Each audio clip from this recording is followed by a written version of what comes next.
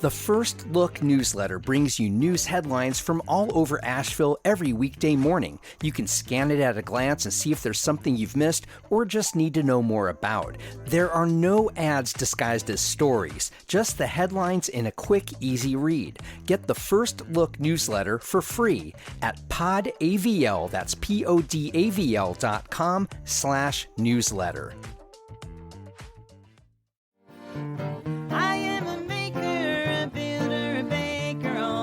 Sometimes my messes are all that you'll find. I'll tell a story, both true and allegory. Oh, the process is precious, so it takes up all my time. Dewayne Barton is an artist, activist, social entrepreneur, and voice of vision, all from the vantage of uplifting his Burton Street community. I knew when I came back, I was like, oh man, I know how the story going to end. What can you do to change it? What can you do to prevent it? What can you do to put people in position so they won't become a victim of this? Because I've seen it in D.C. Knowing that really got me to really hunker down and try to do what I can to try to preserve, protect, and create opportunities in the neighborhood. This is The Overlook with Matt Peiken, a podcast about the news, arts, issues, and trends of Asheville, North Carolina. My guest today, Dewayne Barton, escaped the scourge of crack cocaine while growing up in D.C., moved to Asheville after time in the U.S. Navy, and devoted his life to building up community. He co-founded the nonprofit pathway to employment called Green Opportunities. He developed Hood Huggers International and the Peace Garden in his beleaguered Burton Street neighborhood. His latest initiative is a business incubator called Blue Note Junction. We'll talk about all of that, along with his new playbook for community development with accountability. Dewayne and I met up in the River Arts District at a shop that facilitates tours from Hood Huggers and 2 other tour operators. So later in the program, you'll hear a little background noise from people who walked into the store. I began my conversation with Dewayne by asking how he developed an inclination for community activism and development. Yeah, I used to have to go out early in the morning with my father to do all types of stuff, and I hated it. Yo, man, I'm 10 years old. I want to watch cartoons, eat cereal, hang out with my friends. I'm not trying to go out and change the world. Yeah, man, nah. I was still in chill mode, cartoons and cereal. So you were that young when you were indoctrinated and introduced to the idea of community activism? If not younger, yeah. I used to have to be out there. Even if I didn't know what they was talking about, even if I didn't know what they was doing, I was in the room. I was present. And that's how I got into it. What were some of the things your dad was fighting for and advocating for? Man, taking care of the neighborhood. People stopped pissing in the buildings. He taught boxing. He used to coach a semi-pro football team. You name it. I just remember either being around it or listening to it. And yeah, he was just active. Wow. When do you remember something mattering to you? That's a great question. That's a real good question. This is the thing immediate on my mind, because I just had a tour with Habitat, and we was just really talking about building and the future of the city, housing and getting people in housing. During the crack era, it was like all these crack houses, and people were selling crack everywhere. It was crack houses.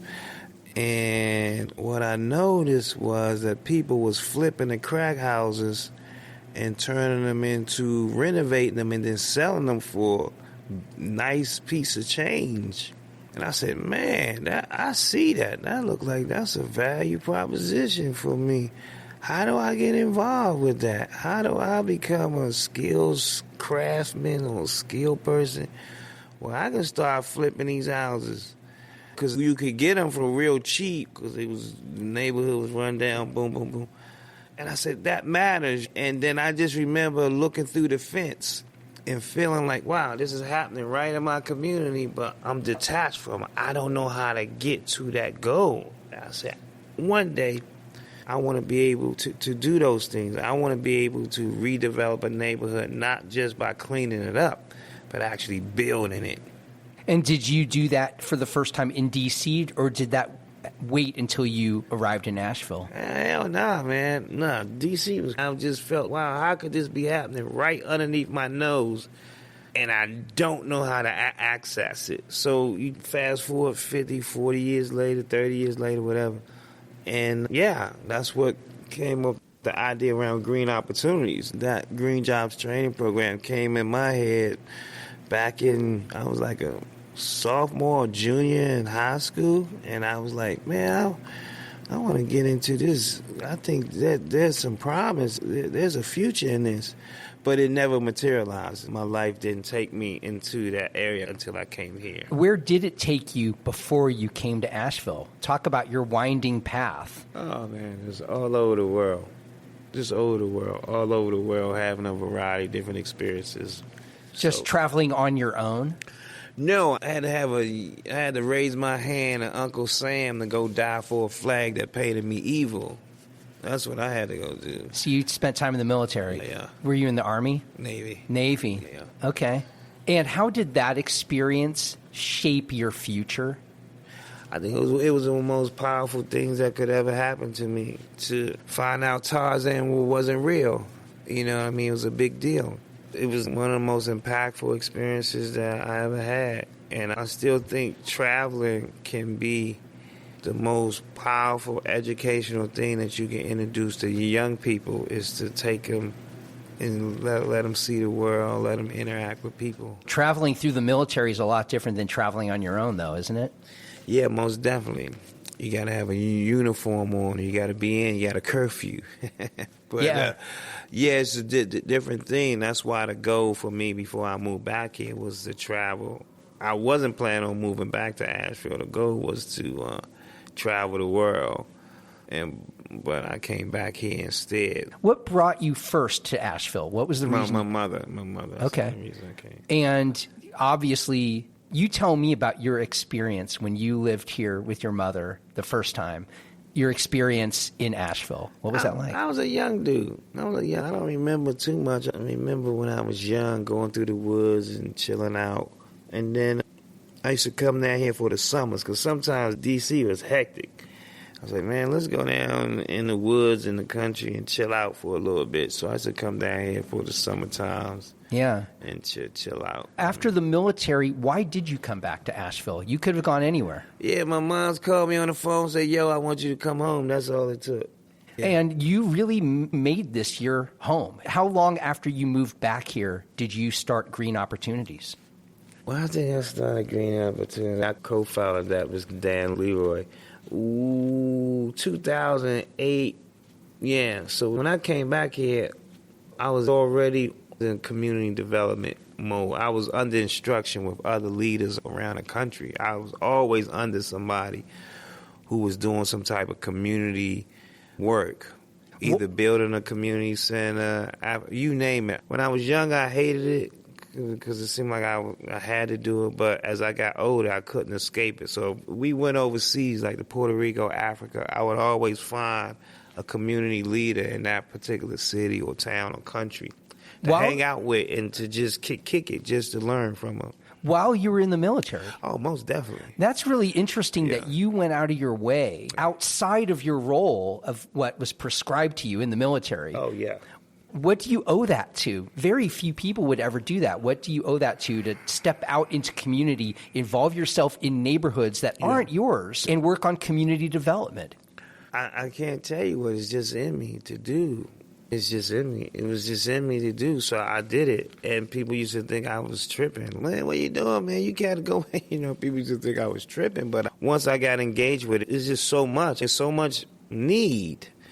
So if you're a person who really want to see things improve, you want to go to the people who's actually trying to do it, especially people on the ground, the real hustlers. And I was just fascinated to ride around their community and them showing me what they doing and what they working on. It was just like a powerful experience. How did that experience stamp what you would go on to do with Green Opportunities? Remember, during that time, I was under instruction. I didn't really have a confidence. I wasn't somebody who was out there doing it. I was just listening and learning. Not until I came to Asheville where I realized that, it was me. That's one regret I had when I first moved here. I didn't want to be here. I wasn't planning on staying. So I wasn't really eager to make any connections with any local leaders here. And I had so much momentum and knowledge around it because I've been around all these people from all over the country. I just was in hustle mode. Okay, let's make it happen. I know what to do. But you didn't even necessarily want to invest your time in Asheville. Not necessarily, not initially, because I said, I'm going to stay here for about 6 months to a year, and then I'm going to be out of here. You know what I mean? I was all in my mind. I'm going to wait till my mom's calmed down a little bit, then I'm out.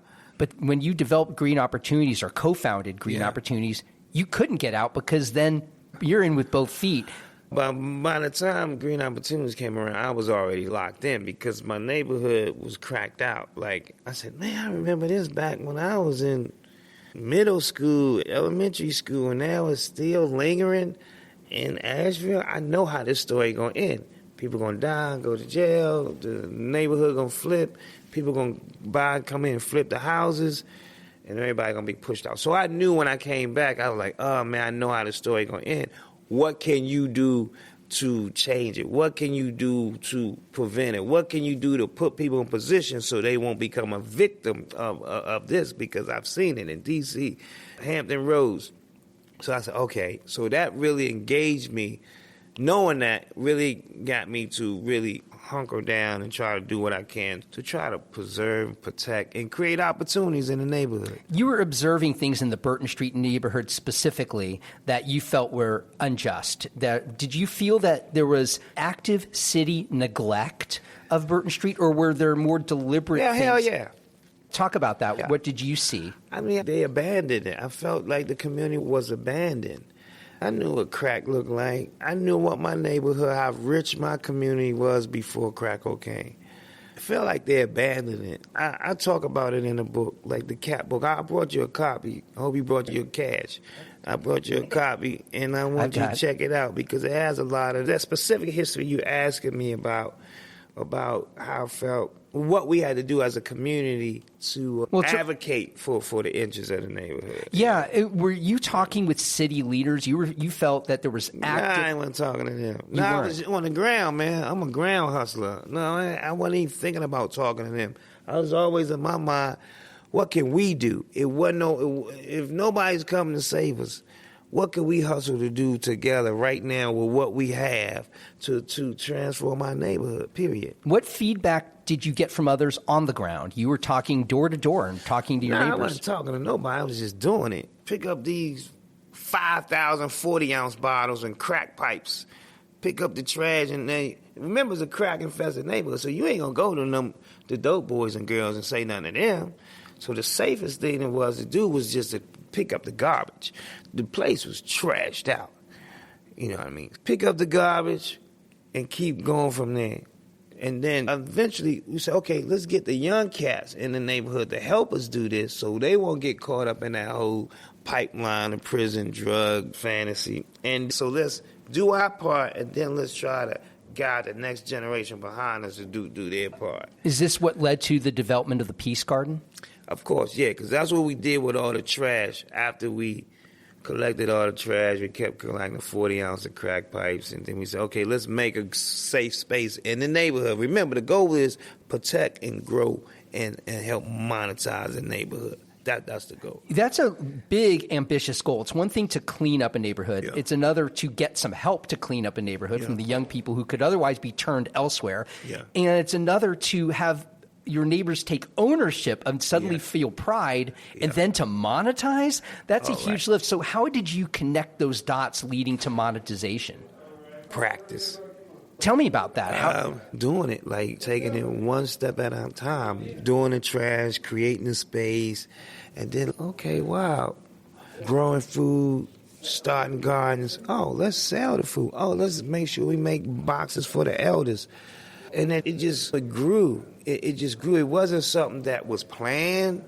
It was just like, okay, we did this, then it created a pathway there. We took that path, and then it grew. But the whole basis of it was all in community. And almost to the exclusion of other outside this community. It's within our community. Well, the thing was, at first we initially started in the community, in the Burton Street community. But then I went to this thing called the State of Black Asheville at UNCA. And when I realized that it was happening all over the city, that's when really opened my eyes and say, okay, because it was the state of Black Asheville that really made me want to do green opportunities. It was like, wow, this happening. This is not unique to Burton Street. It's happening all over the city. What can we do? So the communities need to connect the dots amongst themselves and take this on as an entire city, not as an individual community that's having the same challenges. More after this. Hey everyone, Matt Peiken here from The Overlook, and I'll get back to my conversation in just a moment. But I'm asking you, the listener, yes, you listening this very moment, is The Overlook making a difference in your connection to Asheville? Do you know more about what makes this city tick and where we're struggling? If you had to give up 1 cup of coffee every month to do your part to keep this show going, would you step up? If you answered yes to any of that, and I really hope you did, please join dozens of other listeners by supporting The Overlook with Matt Peiken through my Patreon campaign by giving just $5 a month. Give it higher levels and you'll earn free tickets to my live podcasting events. Your support means the world to me and helps keep this show free for anyone to hear. Go to patreon.com/The Overlook Podcast.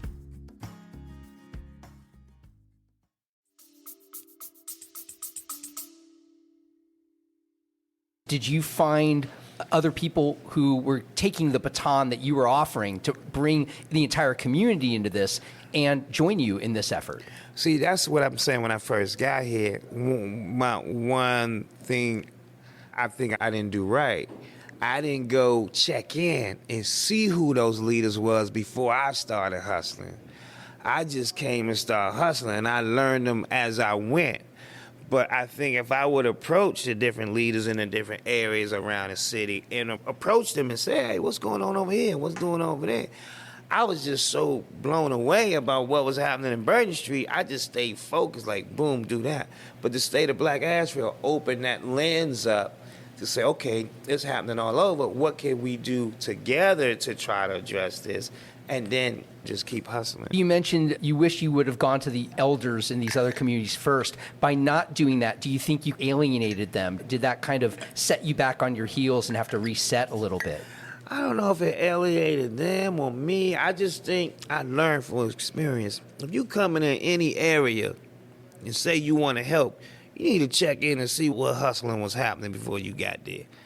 Because there was somebody doing something, and it's better to leverage that and add capacity to what they was already doing than to come in and create a brand new script when you don't know what the script was before you got there. So green opportunities eventually reflected that outreach, right? Yes. Yeah. Definitely, because it was designed to go really all over the world. That was my mind. Okay, once we start here and we get this locked in, let's go across the country and let's take it around the world, because I know what happened to our communities happened to them all over the world. So, and it was similar. It was a similar formula. So if we can create a formula that's designed to revitalize and repair these places, it's something that can be replicated. Did it ever get replicated? I know Green Opportunities obviously has had a deep impact on Asheville. Yeah. Did it get replicated elsewhere? I think it influenced other people elsewhere who was doing similar work. Like, there's a group over there in Knoxville. We knew each other. We went to visit each other. In fact, I'm still talking to them today, and they still doing similar work today. So I think it had a powerful influence on others and individuals and organizations and definitely communities. Yeah. So did Hood Huggers, was that a spin-off at all of Green Opportunities, or was that something else entirely that you just felt other people who are not part of our neighborhood need to come see our neighborhood and see what's on the ground happening here? Hood Huggers, it came out of Green Opportunities, because what I noticed, I was like, hold on. Yo, man, these 18 to 24-year-olds, that's our focus area. But nah, what happened to them before 18? So Hood Huggers came out, okay, how can we create this pipeline to catch these cats like we do sports? I don't know if you got kids or not. I don't. You don't have kids. How soon we get the kids the soccer, the baseball, the basketball, the football? We don't wait till they 18 or 24 years old to do that. We give it to them as soon as they come out of the womb. I think they can still be in the stomach. We already buy the basketball, football, waiting for them to come out. And that's the first thing we throw in their hands. That's the same thing we need to do for this community development around our environment, to protect our environment and business.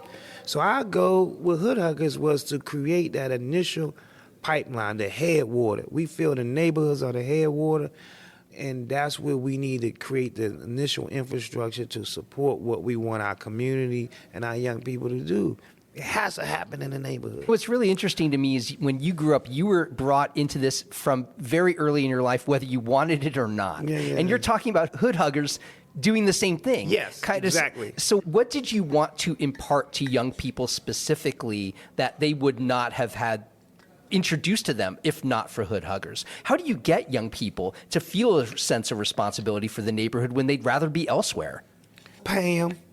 You attract them with pay. Yeah. You attract them with fun trips. You attract them by valuing them and their opinion and their thoughts, having them build something in their community that they could never imagine that they could play a part in building, and them being proud about it and confidence. It's the same thing I got before crack cocaine. See, all this is a repeat.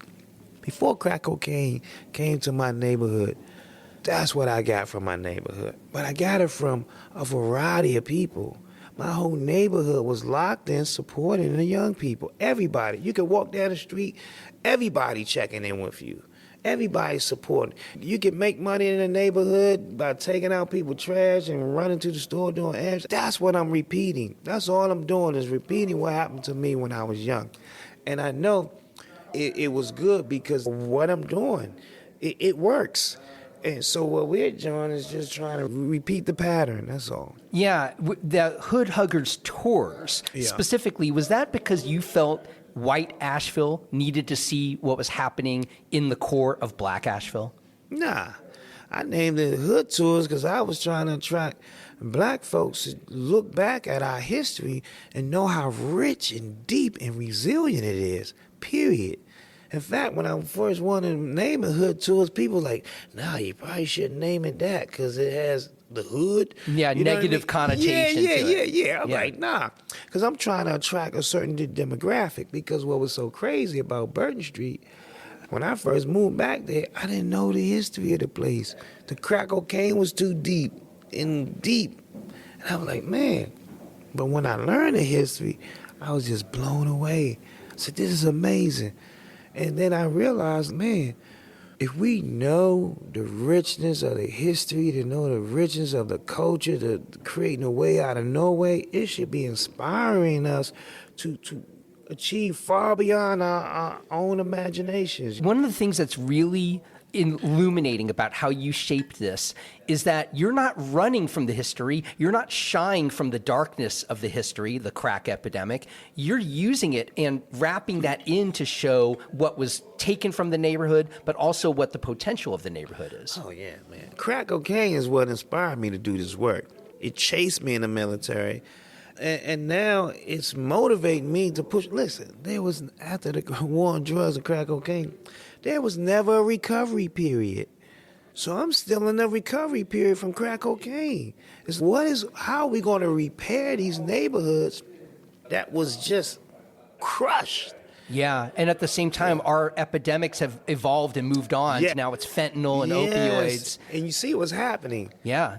So it's like, we never solved it the first time, so of course it's going to escalate and get even worse. And it's our time. We waiting for it. Yeah. I asked you about where white Asheville comes into this because it seems in my interactions with you over the years, you seem at least in part motivated to educate white Asheville and also break down a lot of the stereotypes that you think white Asheville might have of black Asheville, and particularly Burton Street and some other neighborhoods. Am I wrong in that? For me, I want to educate everybody. I want to educate first the communities that we're trying to protect and support, and then anybody else who want to come around and learn even more. I don't have a particular target, but I definitely want to educate everybody. I want to catch it, everybody. Now, when did you step away from Green Opportunities and why? This was such a big personal project of yours, and it must have been hard to step away. Why, when and why? That's a real tough question because that was like a heartbreak. We put a lot into creating that from scratch, from the dirt and the mud, and the potential of it is a powerful thing. I think it was around 2012, and it's not something that I wanted to do, but yeah. So that's all I want to say about that. It was a very painful time for me because, like I say, this goes back to high school for me to actually create it. So one thing Green Opportunities did show for me is if you believe in something and you dream and you really want to make it happen, it's going to happen. It may not happen when you want it to happen, but it's going to happen. And that puts something in me that means the sky's the limit. Whatever I want to happen is going to happen. And so that was a great thing. I had to transition, but I transitioned into that to make Hood Huggers, Hood Tours, Hood Huggers International. Now we got the Blue Note Junction Project. Yeah, talk about the Blue Note Junction Project. What is that? That's a health and business incubator, and it's designed to add capacity to historically marginalized communities. You know, I said monetize. Yeah, we want to pick up the trash. Yeah, we want people to wave at each other. But we also want the community to get the bag. And we know in a lot of historically African-American neighborhoods prior to urban renewal and other things, they were self-sufficient. They had the businesses, they had the infrastructure in there for them to do what they can do in spite of Jim Crow segregation. So we want to build that back. And so what would Blue Note Junction do? It will provide the infrastructure for businesses and different people to heal and build at the same time. We're supposed to have hot tubs and saunas, supposed to have a greenhouse to grow food, a theater, a barbershop, a market for people to sell their products. Just infrastructure that's been destroyed, lost. So how do you build back an infrastructure that can build back the business ecosystem? So it sounds like it's a part education, part support and nurturing of new and existing businesses. Yes. And how do you get the young people in the neighborhood to build it? I think communities got to build their confidence back, that they can dream and they can come true. We definitely want young people to help build this joint. The last thing I want to ask you about is your own art. When you had an art show several years ago at the YMEI, I was going to buy a piece, and I couldn't round up the cash. I really wanted to buy it. I think you're a tremendous artist using a lot of found materials. Talk about your genesis as an artist and what's important to you in your art making. And are you still making art? Yeah, still making art. And my art really came out of being an environmentalist, just seeing the destruction of the planet and our consumption and how much we throw away and waste. So I wanted to take that waste and repurpose and create a message about a particular thing that we need to improve on as human beings. It can be social justice, anything, water quality, you name it. We still making art. We don't make it as much as we like to. We trying to get back to it. And it was all therapy for me. Art is therapy. So it was like a way for me to express myself without punching people in the face. And it worked. And I want to just turn that on to other young people. So we won't always have to use violence as a way of expressing ourselves, which led to the Peace Garden. Like the Peace Garden was there because of that war in Iraq and the war on drugs. And so it's like, how do we create a culture of peace? You know what I mean? How do we do that? We got to practice. Yeah, and I was just going to connect your art making to the Peace Garden. And that's still happening, right? And it's still happening. Who's caretaking of the Peace Garden? Yeah, we still doing it. That's my own personal therapy. In fact, today's Wednesday. This is where the day I'm supposed to be out there doing something in the garden. And when the young people that we got coming up under us, they help protect it. We had about 200 volunteers on MLK Day that came out to put a lot of love and energy in. That was very powerful. That's always starts us off a good year when we had that MLK Day. And all the people that come out and they bring their kids, no matter the temperature and rain, and work so hard. So it really is a shot. It was like a boost the first of the year to start the maintenance of the Peace Garden. Now, is there anything we haven't talked about that you think is important for people to know about what you're doing now or you've got your eyes on down the road? The thing right now is the book. It's like when you talk about dead green opportunities replicate itself. I think in this CAP book, the Community Accountability Plan is designed to help guide communities or leaders like myself to say, okay, run this play. If you at this point and run this play and this is the outcome. And it's all based on experience. So the goal is to go out, preach the gospel of the CAP book, and see what people we can connect with, especially here. Because if I can't do it here, I can't go outside of Asheville, preach something and it's what's happening in your hometown. And ain't nobody running the plays with me. So what we trying to do now is find people who run plays with. That's probably why I did this interview with you. I really didn't want to do it. But I was like, damn, I got to do what I said in this book. I got to connect the dots. I got to get the word out. Because I got burnt. When you get burnt in a community... How did you get burnt? What do you mean you got burnt? I mean, green opportunities. Oh, right. A number of things that happen in this community doing this work that really make you want to go in your shell and not want to come out again. And that's another reason why we did the book. Let's face it, Dewayne. Yeah. Anybody who wants to put themselves out in a big way in a community, especially like Asheville, where ambitions sometimes can be a little muted, and people who want to step out and really make change, people bristle at that. Yeah. So with the book, I can always say I'm running this play from page 7, second paragraph. If you want to get down and understand why I'm moving this way, how I'm moving this way, I got an instruction guide that I go by now.